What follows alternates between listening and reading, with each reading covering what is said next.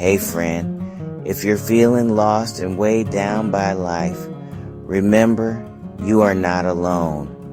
In these moments of darkness, God's light is closer than you think.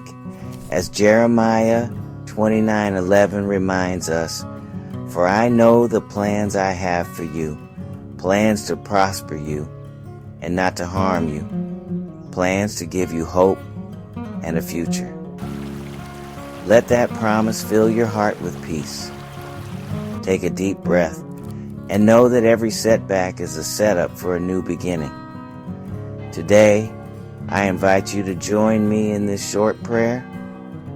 Heavenly Father, wrap your loving arms around every soul that feels broken or abandoned.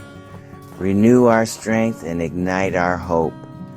Let your infinite love remind us that we are cherished and never alone. Guide our steps with your wisdom and light, and fill our hearts with courage. In your holy name, amen.